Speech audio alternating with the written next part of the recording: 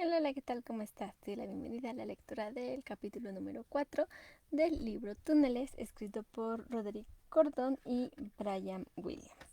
Si es la primera vez que estás aquí, no te preocupes, llegas en un muy buen momento porque hoy es lunes y los lunes tenemos dos actividades antes de irnos de viaje a el último lugar en el que dejamos a nuestros personajes.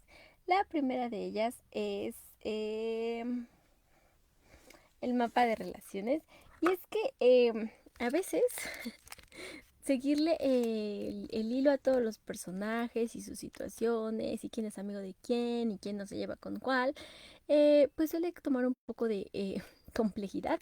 No en un inicio del libro, pero cuando vamos a la mitad o cuando ya estamos por terminar o cuando hay como diferentes estatus entre nuestros personajes, por ejemplo en libros anteriores, cuando hay como vampiros y humanos o personas con magia y otras que no lo tienen. Entonces este tipo de situaciones a veces nos hacen complicado seguir cuál es la relación entre los personajes y es por eso que aquí tenemos el mapa de relaciones de los personajes que hemos conocido hasta ahora y que parece ser van a ser relevantes en el resto de la historia.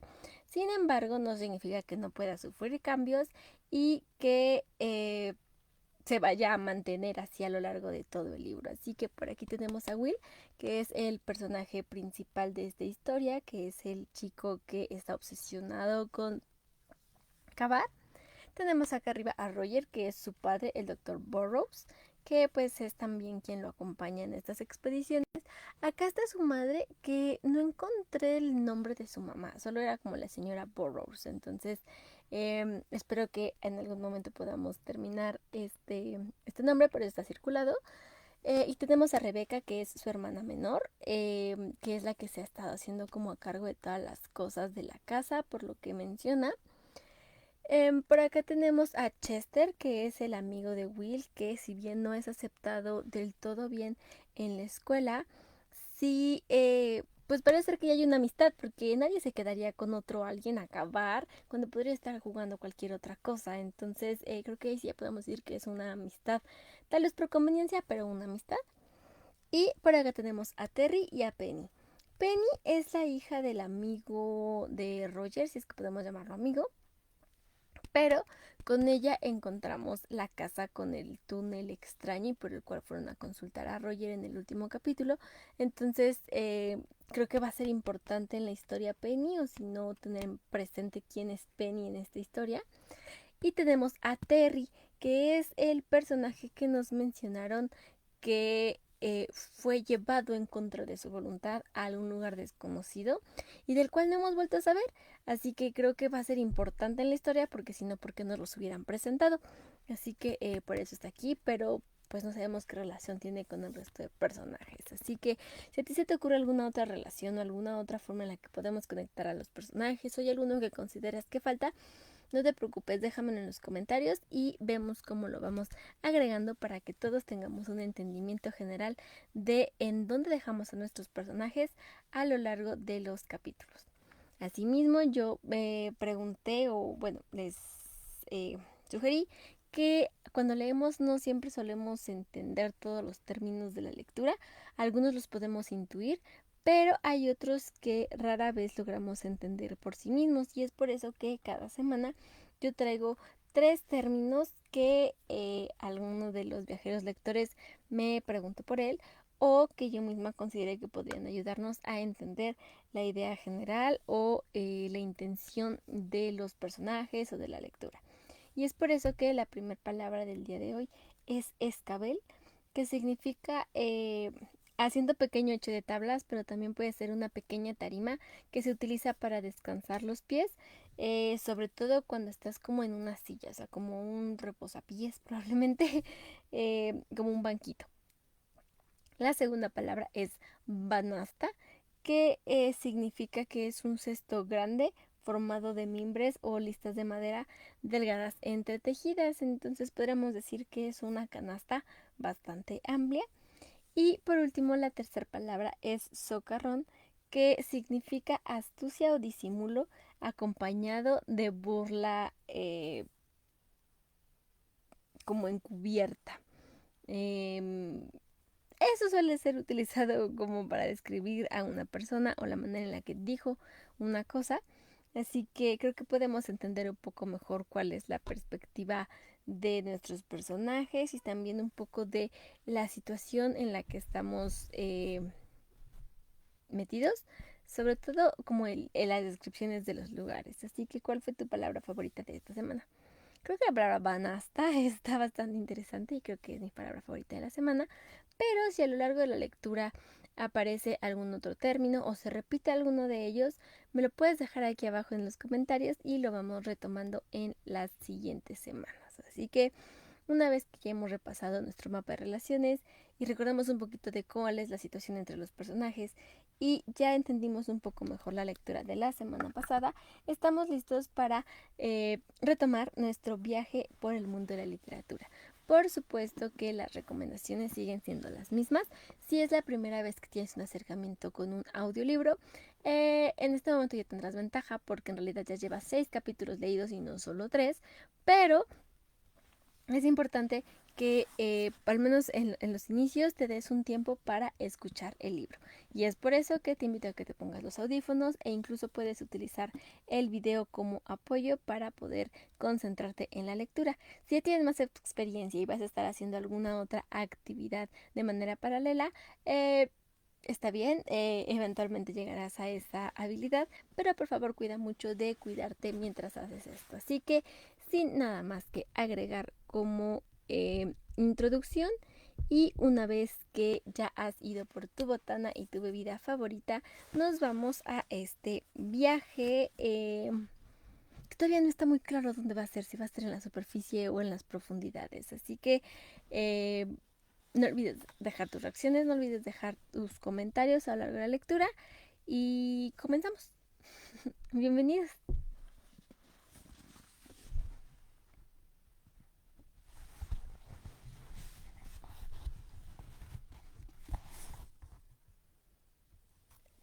Siete.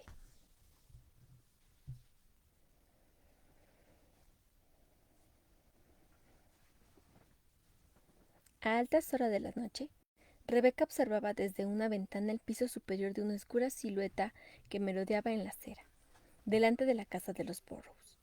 La silueta, cuyos rasgos ocultaba una sudadera con capucha y una gorra de béisbol, miraba furtivamente hacia un lado y otro de la calle, y al hacerlo tenía más aspecto de zorro que de ser humano. Tras comprobar que nadie lo veía, se acercó a las bolsas de basura y tomando la más grande, la rasgó para abrir un agujero en ella y hurgar con las 2 manos en su contenido. ¿Crees de verdad que soy una tonta?, susurró Rebeca, empañando con aliento el cristal de la ventana de su dormitorio. No estaba en absoluto preocupada, porque siguiendo los consejos contra el robo de datos personales en el área de Hydefield, destruía siempre meticulosamente todas las cartas oficiales, las tarjetas de crédito o las notificaciones del banco, cualquier cosa que contuviera información sobre los miembros de la familia. En su impaciencia por encontrar algo, el hombre esparcía la basura de la bolsa. Latas vacías, envoltorios de alimentos y una serie de botellas quedaron desparramados por el césped. Tomó un puñado de papeles y se los acercó a la cara, dándoles la vuelta en la mano mientras trataba de escrutarlos en la escasa luz de las farolas. Vamos, vamos a ver qué encuentras, retó Rebeca al que hurgaba en la basura. Quitando con la mano la grasa y los pozos de café de un trozo de papel, lo orientó para verlo mejor a la luz. Rebeca observó cómo leía la carta febrilmente y sonrió cuando él, comprendiendo que no le servía para nada, tensó el brazo en un gesto de disgusto y lo tiró. Rebeca ya había tenido suficiente. Estaba inclinada sobre el alféizar, pero se incorporó para descorrer las cortinas. El hombre percibió la acción y levantó los ojos. La vio y se detuvo. A continuación se volvió a girar para comprobar que no había nadie en ninguno de los 2 sentidos de la calle y se marchó arrastrando los pies y volviéndose a mirar a Rebeca para desafiarla para que llamara a la policía. Furiosa, Rebeca apretó su pequeño puño, sabiendo que le tocaría a ella recogerlo todo por la mañana. Otra tarea que añadir a la lista de tareas. Corrió las cortinas, se separó de la ventana y salió del dormitorio al pasillo. Se detuvo a escuchar. Se oían diversos ronquidos entrecortados. Giró sobre sus pies. calzados en zapatillas, y se colocó frente a la puerta del dormitorio principal, reconociendo al instante aquel sonido familiar. Su madre dormía. En la calma de la noche, aguzó el oído hasta que consiguió distinguir la lenta respiración nasal de su padre. A continuación, ladeó la cabeza hacia el dormitorio de Will y volvió a escuchar hasta que logró percibir el ritmo peculiar de su respiración, que era rápida y superficial. Sí, musitó con un brusco y exultante movimiento de cabeza. Todo el mundo dormía perfectamente. La idea le agradó. Era pues su momento, el momento en que tenía la casa para ella y podía hacer lo que quisiera. Un momento de calma antes de que despertaran todos y volvieran a dominar el caos. Se estiró y avanzó unos pasos muy sigilosamente, hasta que llegó a la puerta del dormitorio de Will y pudo atisbar el interior. Nada se movía. Como un fantasma que revoloteara por el dormitorio, se acercó a su lado de la cama. Se quedó allí, de pie, mirándolo. Dormía boca arriba, con los brazos abiertos descuidadamente por encima de la cabeza.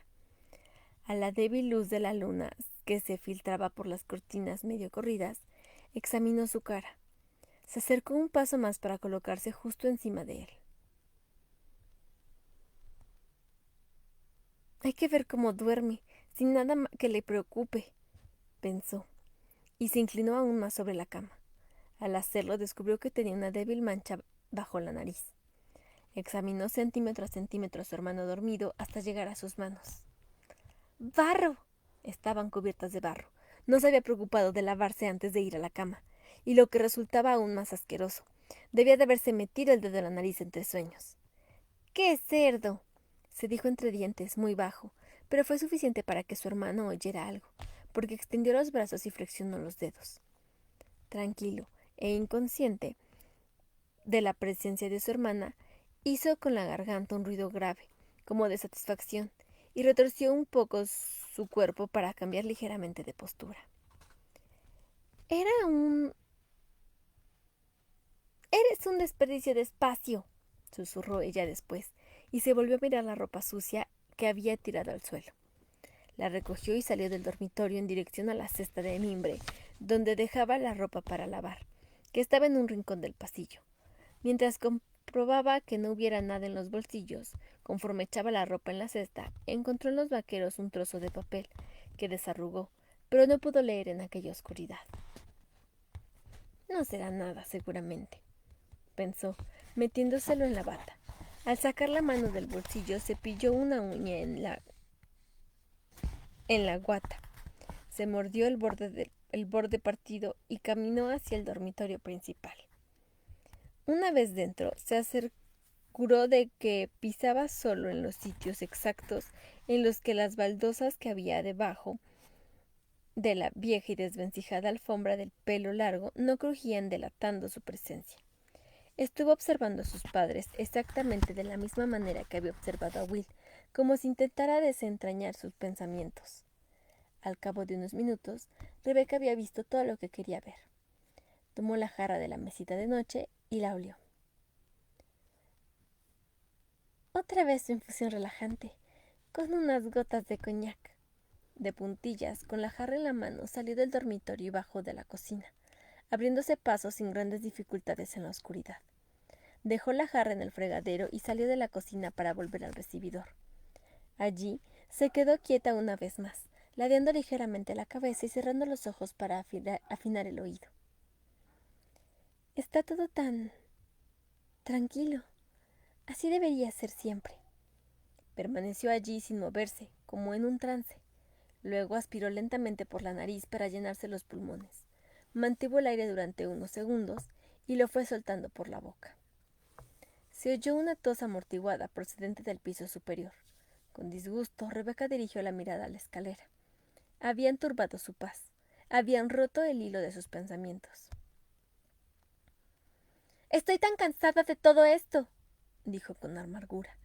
Sin hacer ruido, se acercó a la puerta de la calle, quitó la cadena de seguridad y luego se dirigió a la sala de estar. Las cortinas continuaban completamente abiertas y le proporcionaban una clara vista del jardín trasero, en la que la luz de la luna, que se desplazaba lentamente, iba iluminando trozos de vegetación. Sus ojos no se apartaron ni un instante de aquella vista mientras se sentaba en la butaca de su madre y se recostaba para conseguir contemplar el jardín y el seto que le separaba de los terrenos comunales. Y allí permaneció hasta la madrugada, disfrutando de la soledad de la noche y abrigada con el sudario de una oscuridad como el chocolate, observando.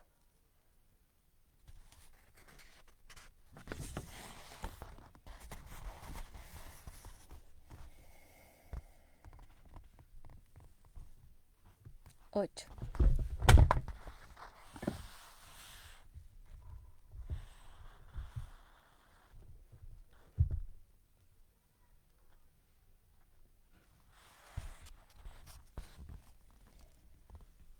Al día siguiente, el doctor Burrows se encontraba en el museo, ordenando la vitrina de los botones que había debajo de la ventana. Estaba inclinado sobre el expositor, y su trabajo en aquel momento consistía en añadir a las hileras irregulares de botones plásticos, madre perla y esmalte que constituían la colección unos nuevos botones de bronce reverdecidos procedentes de diversos regimientos del ejército. Se le agotaba la paciencia porque las presillas que tenían los botones en la parte de atrás le impedían reposar horizontalmente sobre el tablero cubierto de un tapete. Daba igual lo mucho que apretara. Resopló de pura frustración. En ese momento, oyó en la calle la bocina de un coche y levantó la vista involuntariamente. Con el rabillo del ojo vio a un hombre que había caminado por la acera de enfrente. Llevaba visera, sobre todo largo, y gafas oscuras, aunque el día estaba nublado y solo había breves ratos de sol. Podía ser el mismo hombre con el que había chocado el día anterior al salir del puesto de prensa, pero no estaba seguro porque todos eran muy parecidos. ¿Qué era lo que le intrigaba tanto de aquellas personas? El doctor Burrows tenía la sensación de que había algo de especial en ellos, algo decididamente extraño, fuera de lugar. Era como si hubiera salido de otro tiempo, tal vez de la época georgiana, dado el estilo de su indumentaria. A él le parecía un fragmento de historia viva, como aquellas noticias que había leído sobre los pescadores de Asia que habían encontrado celecantos en las redes, o incluso más importante, como el descubrimiento del eslabón perdido en la evolución humana. Aquellas eran las cosas con las que soñaba y que le distraían de su vida rutinaria y monótona. El doctor Burrows no era un hombre capaz de dominar sus obsesiones, y ésta lo dominaba por completo.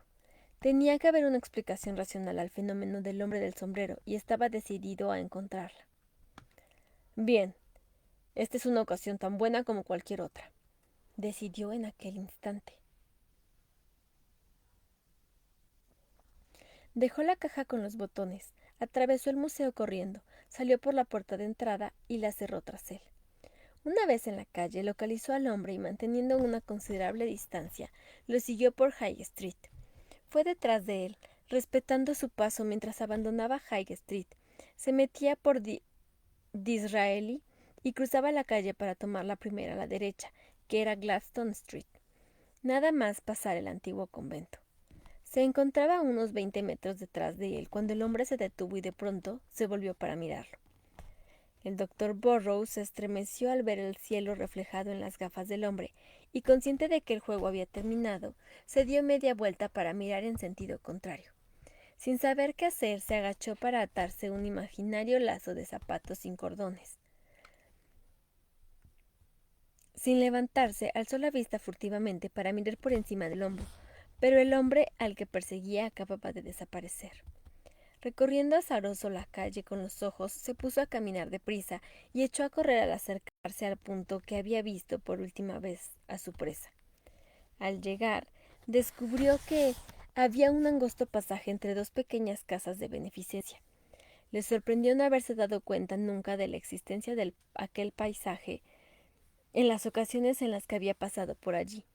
Se accedía a él atravesando un arco y después transcurría como un estrecho túnel que salía a los patios traseros de las casas y seguía entre ellos un trozo ya al cielo abierto.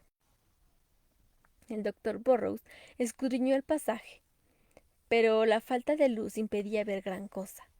Después del tramo que estaba a oscuras, sí se podía ver algo al final. Era un muro donde acababa el pasaje. Se trataba, pues, de un callejón sin salida. Volviendo a examinar la calle, movió la cabeza de un lado a otro sin comprender. No conseguía encontrar ningún otro lugar por el cual aquel desconocido pudiera haberse metido para desaparecer tan de repente, así que respiró hondo y se internó en el pasaje. Caminó con cautela, temiendo que el hombre del sombrero pudiera estar oculto y al acecho en algún portal. Cuando sus ojos se adaptaron a la oscuridad, pudo ver que el suelo estaba lleno de cajas de cartón mojadas y botellas de leche, la mayoría rotas. Sintió un gran alivio cuando auxilió la luz. Se detuvo a examinar el lugar. El callejón estaba formado por 2 setos y terminaba al final en el muro de una fábrica de 3 pisos. El viejo edificio no tenía ventanas hasta el piso superior y evidentemente nadie podía haber escapado por él. Así que, ¿dónde demonios había ido el hombre? Se preguntó al volverse para observar el callejón con la calle al fondo, por la que en ese momento pasó un coche. A su derecha, el seto tenía un enrejado de 1 metro de alto por el que era casi imposible que alguien saltara. El otro seto no contaba con tal estorbo, así que atisbó a través de él hasta el otro lado. Lo que vio fue una especie de jardín descuidado y seco, con arbustos marchitos y una explanada de barro donde debería haber césped. El conjunto estaba lleno de platos de plástico esparcidos por todas partes, que contenían agua ennegrecida. Desanimado, se quedó mirando aquel baldío privado y estaba a punto de olvidarlo todo cuando cambió repentinamente de idea. Tiró su maletín por encima del seto y con bastante torpeza trepó por él y se dejó caer al otro lado. Pero la altura era mayor de lo que esperaba y cayó mal, sentado sobre el lodazal. Trató de levantarse, pero le resbalaron los zapatos y volvió a caerse. Paró la caída con las manos abiertas sobre uno de los platos, que volcó y salpicó su contenido sobre el brazo y cuello del infortunado doctor. Echó pestes en voz baja, se sacudió lo mejor que pudo y volvió a ponerse en pie, tambaleándose como un borracho hasta que recuperó el equilibrio. «Maldita sea», dijo entre dientes al oír abrirse detrás de él una puerta. ¿Quién anda ahí? ¿Qué sucede?», dijo una voz temerosa. Se giró para encontrarse con una anciana que estaba a menos de 2 metros de distancia, acompañada por 3 gatos que se hallaban alrededor de sus pies y que lo observaban con felina indiferencia. A juzgar por la manera en la que movía la cabeza de un lado a otro, la vista del anciano no debía de ser muy buena. Tenía el pelo blanco, ralo y llevaba una bata estampada. El doctor Burrows supuso que no tendría más de 80 años. «Hola, señora. Me llamo Roger Burrows. Encantado de conocerla», dijo, incapaz de pensar en nada para explicar cómo ni por qué había llegado hasta allí. La expresión del rostro de la anciana se transformó de repente. «Doctor Burrows, qué amable por venir aquí de su parte. Qué agradable sorpresa». Se quedó sorprendido y confuso. Sí, bueno, pasaba por aquí». «Usted es un hombre encantador, algo que no se ve a menudo hoy en día. Le agradezco mucho su visita». No hay de qué, la verdad es que el placer es mío. «Me encuentro un poco sola con la única compañía de mis gatitos. ¿Le apetece una taza de té? El agua está lista». No sabía qué hacer. Al verla, había pensado que tendría que intentar volver a saltar el seto. Una acogida tan amable y hospitalaria era lo último que podía haber esperado. Sin encontrar palabras, se limitó a sentir con la cabeza y avanzó unos pasos, pisando el borde de otro de los platos de plástico que le salpicó el contenido en la pierna. Se inclinó para quitarse el calcetín, un viscoso pegote de alga. «Tiene que tener cuidado, doctor Burrows. Los pongo para los pájaros». Al volverse, el séquito de gatos se apresuró a entrar en la casa delante de ella. «¿Con leche y azúcar?». «Sí, gracias. Perdone que haya aparecido así sin previo aviso. Ah, es usted muy amable». «No, es usted el que es amable. Soy yo la que está agradecida». ¿Verdad? Sí, por esa carta tan amable. Yo ya no tengo tan buena vista como antes, pero me la leyó el señor Embers. De pronto todo encajó y el doctor Barrow suspiró aliviado, viendo disiparse las nieblas de la confusión. La esfera de luz. Realmente se trata de un objeto fascinante, señora Tantrumi. ¿Sí? El señor Embers le dijo probablemente que yo quería mandarle a examinar. Me parece bien. ¿Por qué podía tratarse de un aparato de espionaje? ¿Quién sabe? Um, señora Tantrumi, el motivo por el que he venido... um, el motivo es que esperaba que usted me pudiera mostrar el lugar en el que la encontró. No, señor, no fui yo. Fueron los del gas. ¿Galletas de mantequilla o de crema? Ah, de mantequilla, si es tan amable. ¿Dice que le encontraron los del gas? Sí, en el sótano. Ah, ¿aquí abajo? Preguntó, observando una puerta que estaba abierta al final del breve tramo de escaleras. ¿Le importa si echo un vistazo? Preguntó, guardándose las galletas en el bolsillo mientras empezaba a saltar los escalones de ladrillo mohoso. En cuanto traspasó la puerta, pudo ver que el sótano estaba dividido en dos habitaciones. La primera estaba vacía, salvo por algunos platos que contenían comida para gatos extremadamente renegrida y seca, y algunos restos de escombros esparcidos por el suelo. Pasó a la segunda habitación, que estaba debajo de la fachada de la casa. Era muy parecida a la primera, salvo que la luz era más tenue y contenía algunos muebles. Sus ojos recorrieron la habitación y hallaron en un rincón un piano vertical que parecía que se fuera a deshacer de lo podrido que estaba. Y metido en un oscuro recoveco, un viejo armario con la luna rota. Abrió una de las puertas y se quedó de piedra. Aspiró varias veces, reconociendo el mismo olor a moho que había percibido al tropezar con el hombre de sombrero, y más recientemente en el agujero de la casa de Penny Hanson. Cuando sus ojos se habituaron a la oscuridad, pudo distinguir dentro del armario varios sobretodos de un color que parecía negro, y un surtido de viseras y otro tipo de sombreros apilados en un compartimiento a un lado. Resultaba curioso que el tacto de las cosas del interior del armario no estuvieran cubiertas de polvo, como todo lo demás que había alrededor. Además, cuando lo separó de la pared para comprobar que no había nada atrás, vio que se hallaba en un sorprendente buen estado. Al no ver nada detrás, volvió a fijarse en el interior. Descubrió un pequeño cajón bajo el compartimiento de los sombreros. Lo abrió. Contenía 5 o 6 gafas. Cogió unas y descolgó un sobretodo de la percha. Luego volvió al jardín. Señora Tantrumi, llamó desde el fondo de la escalera. Ella se acercó a la puerta de la cocina balanceándose como un pato. ¿Sabe que hay cosas dentro del armario? ¿De verdad? Sí, sobre todo sí, gafas de sol. ¿Son de usted? No, yo ahí no bajo nunca.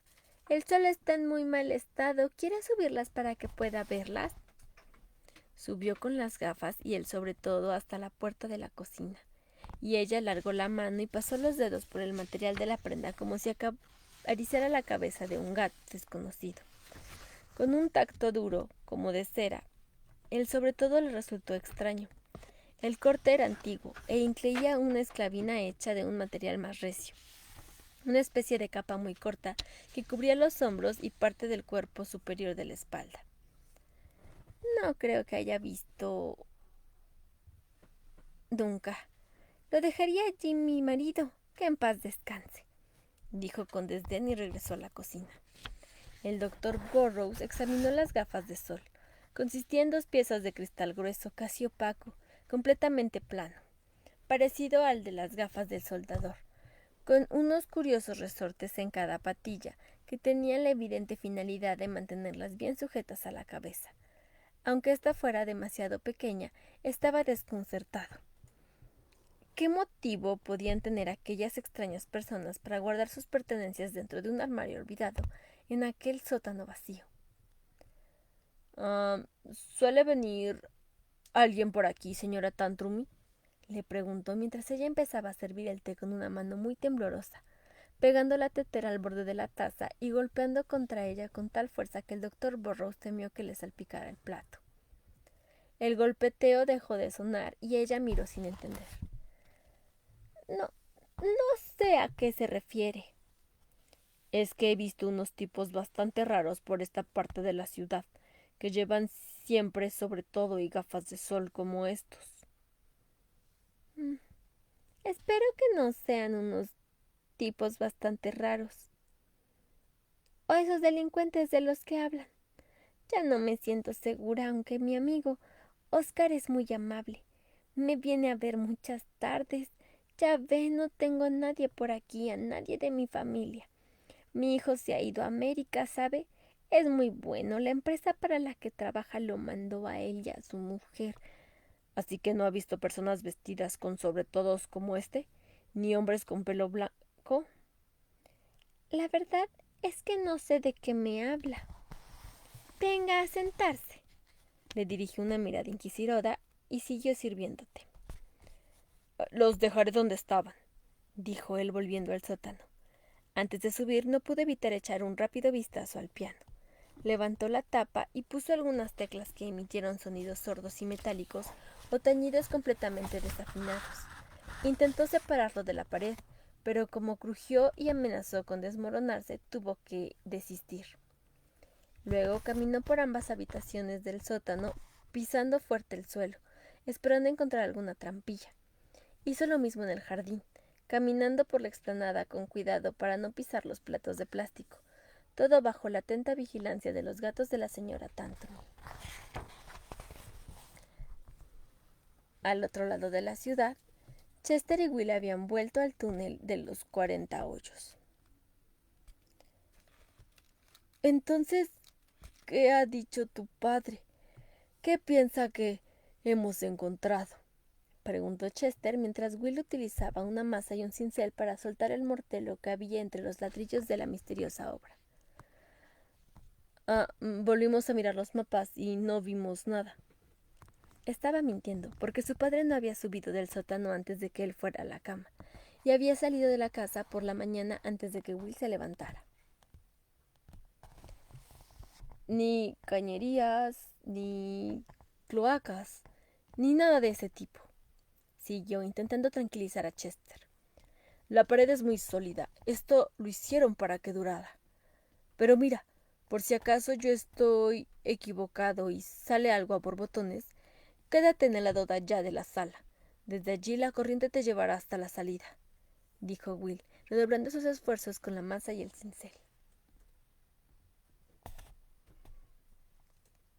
¿Qué? ¿Que una corriente me llevará? No me gusta la pinta que tiene todo esto. Me voy.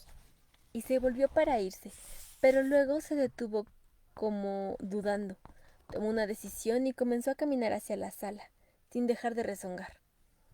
Will simplemente se encogió de hombros. Era imposible que se detuviera ante la oportunidad de sacar a la luz algún fantástico misterio, algo tan importante que dejaría a su padre pasmado, porque lo habría descubierto sin su ayuda. Nadie podía detenerlo, ni siquiera Chester. Empezó inmediatamente a picar alrededor de aquel ladrillo, rompiendo la pared del mortero que lo rodeaba. Sin previo aviso, parte del mortero se resquebrajó y un trozo salió disparado entre sus manos enguantadas e impactó en la pared de detrás. Will dejó caer las herramientas y desplomó en el suelo, asombrado. Después, moviendo la cabeza a los lados, se recobró y reemprendió la tarea de extraer el ladrillo, que le llevó solo unos segundos. ¡Chester! ¿Qué? ¿Qué ha pasado? No hay agua. Ven a ver, le respondió Will y su voz resonó de manera extraña. A regañadientes, Chester se acercó. Vio que Will había atravesado el muro y metía la cabeza por la pequeña brecha que había abierto. Estaba olfateando el aire. Definitivamente no es ninguna cañería de aguas residuales, pero estaba bajo presión. ¿Y no puede ser un conducto de gas? No, no huele a gas y además los conductos de gas nunca son de ladrillo. A juzgar por la resonancia que hay, debe de ser un espacio muy grande. Ya sabía yo que había algo. Ve a la sala y tráeme una vela y la barra de hierro, ¿quieres? Cuando Chester volvió, Will encendió la vela a bastante distancia del agujero y la fue acercando despacio por delante de él sin quitar la vista de la llama mientras lo hacía. Oh, ¿por qué haces eso? Si hay gas, se notará que cambia la manera de arder. Hacía lo mismo al entrar en las pirámides. No hubo cambio en la titilante llama al aproximarla a la abertura, y Will terminó dejando la vela justo delante de ella. Parece que no hay nada que temer, dijo al apagar la llama de un soplo y tomar la barra de hierro que Chester había apoyado contra la pared. Colocó la barra de 3 metros frente al agujero y la fue introduciendo por él hasta que solo sobresalía un trocito de entre los ladrillos. No tropieza con nada. Lo que hay ahí es muy grande, dijo Will con emoción, soltando un grito que acompañaba el esfuerzo de mover la barra para comprobar la amplitud del espacio abierto. Pero creo que ahora toca lo que podría ser el suelo. En fin, vamos a ensachar el agujero un poco más. Trabajaron conjuntamente, y en un instante quitaron los ladrillos suficientes para que Will pudiera deslizarse por el agujero de cabeza. Lo hizo y cayó al suelo con un gemido ahogado. Will, ¿estás bien? Sí, solo que hay un poco de altura. Es mejor que metas primero los pies, yo te guiaré. Chester pasó con esfuerzo, pues era más ancho que Will. Una vez dentro, los dos empezaron a mirar alrededor. Era una cámara octagonal, cada uno de cuyos lados trazaba un arco que ascendía hasta un punto central en el que se encontraba a 6 metros por encima de sus cabezas. En el vértice había lo que parecía una rosa labrada de piedra. Los dos muchachos movían el haz de luz de las linternas sobrecogidos, observando los ornamentos góticos tallados en los muros de ladrillo. También el suelo estaba todo pavimentado con ladrillos. Impresionante. ¿Quién podía esperarse algo así? Parece la cripta de una iglesia, ¿verdad? Pero lo más extraño es que... ¿Sí? Que está completamente seco y el aire también se nota seco. No estoy seguro. ¿Has visto, Will? Le interrumpió Chester, pasando la linterna por el suelo y después por la pared que tenía más cerca. Hay algo escrito en los ladrillos. En todos. Will se volvió de inmediato para examinar las paredes más próximas, leyendo la elaborada caligrafía gótica grabada en la superficie de cada ladrillo. Tienes razón, son nombres. James Hobart, Andrew Kellogg, William Botts, John Cooper, Simon Jennings, Daniel Lethbridge, Silas Samuels, Abe Winterbotham, Carol Pickering. Debe de haber millones, comentó Chester. Will sacó la masa del cinto y empezó a golpear a las paredes, escuchando el sonido para saber si había algún hueco o pasadizo. Había golpeado metódicamente y sin resultado en 2 de las 8 paredes cuando se detuvo de pronto, en apariencia sin razón alguna. Dio una palmada en la frente y tragó saliva con esfuerzo. ¿Lo has notado? Sí, se me han tapado los oídos, confirmó Chester, metiéndose el dedo de una mano enfundada en un guante en uno de los oídos. Igual que cuando un avión despega. Se quedaron los dos en silencio, como esperando a que ocurriera algo. Entonces sintieron un temblor, un tono inaudible, algo que se parecía a una nota baja emitida por un órgano, una vibración que parecía proceder de sus propios cráneos. Creo que deberíamos salir. Chester miró a su amigo con expresión asustada, tragando saliva ya no por causa de sus oídos, sino por la náusea que sentía. Por una vez, Will estuvo de acuerdo. Soltó un rápido sí, parpadeando a medida que parecían puntos en su campo de visión. Salieron trepando en la mitad del tiempo que les había costado bajar. Siguieron hasta las butacas de la sala de la caverna principal y se dejaron caer en ellas. Aunque no se habían dicho nada, las inexplicables sensaciones que habían experimentado habían cesado casi de inmediato al abandonar la cámara. ¿Qué? ¿Qué nos ha pasado? Preguntó Chester, abriendo la boca para mover la mandíbula de un lado a otro y apretando la palma de las manos contra los oídos. No lo sé. Le pediré a mi padre que venga a ver. A lo mejor él tiene una explicación. Puede que tenga que ver con la presión atmosférica. Oh, ¿piensas que es la cripta de una antigua iglesia desaparecida con todos esos nombres? Pudiera ser, pero los artesanos y canteros que la construyeron trabajaron meticulosamente, no dejaron ni recortes ni escombros detrás y con el mismo cuidado la sellaron. ¿Para qué demonios se tomarían tantas molestias? Es verdad, no lo había pensado. No había medios de entrar ni de salir. No pude hallar rastros de pasadizos ni uno. Una cámara aislada con nombres. ¿Se trata de una especie de monumento? Reflexionó Will, completamente perplejo antes de concluir. Pero, ¿qué demonios hemos encontrado?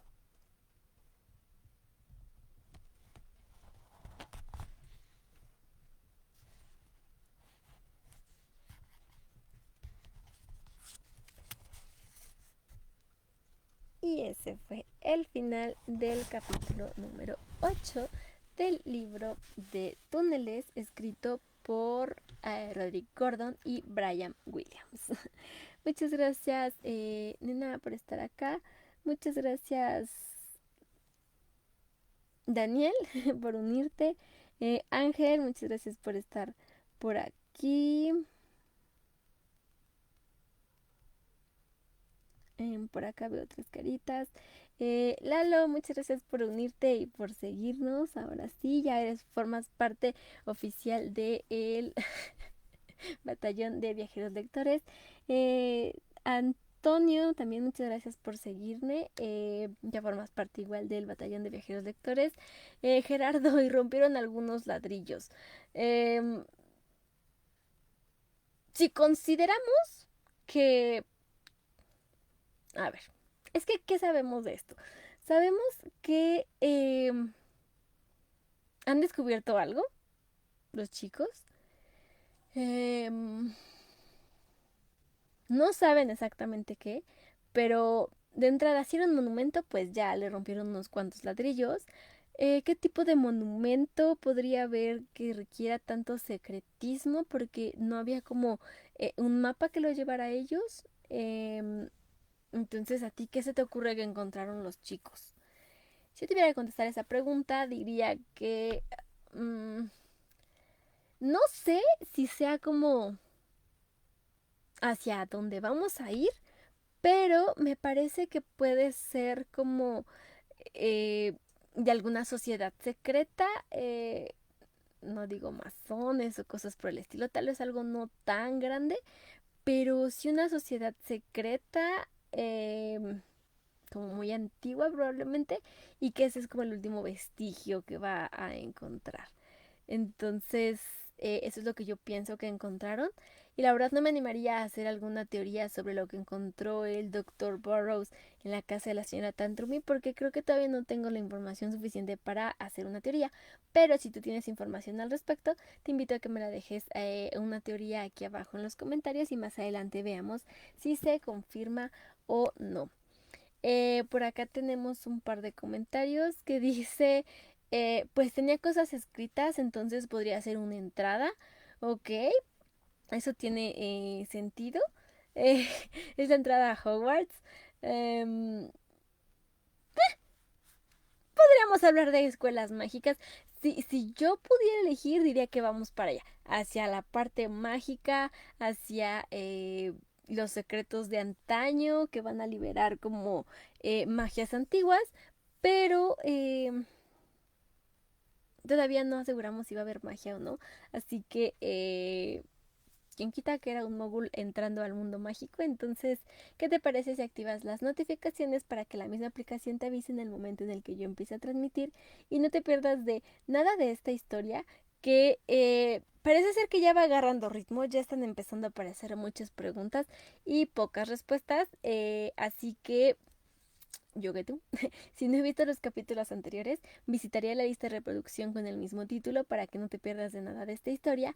Y si ya estás al corriente, pues por supuesto que puedes reescuchar un par de capítulos para que así no nos perdamos tanto en esta historia que va avanzando bastante rápido y que parece ser que va a tener por ahí secretos o algo por el estilo, porque también va como por partes, ¿no? Recordemos que esta primera parte también se llamaba Abriendo la Tierra. Aquí está. Decía Abriendo la Tierra. Entonces, tal vez haya como más cosas así. Entonces, yo solo sé que tú y yo tenemos una cita aquí para leer el siguiente capítulo o los siguientes 2 capítulos porque están de suerte y estamos leyendo 2 capítulos por día el día miércoles. Así que eso ha sido todo por el día de hoy. Recuerda que un libro es una ventana que está esperando que la abras y Letras en Rizo va a ser siempre tu rincón para leer. Nos vemos para el siguiente capítulo el miércoles. Pero recuerda que hay muchas otras formas en las que puedes seguir viajando al mundo de la literatura conmigo como acompañante. Así que sigue mis redes sociales, por ahí también pongo información, se publican las lecturas mensuales del Club de Lectores en Rizo, algunas recomendaciones y quien quita alguna que otra dinámica. Así que muchas gracias por estar aquí, muchas gracias por compartir estos minutos en el mundo de la literatura conmigo y nos vemos el miércoles. Bye. Adiós.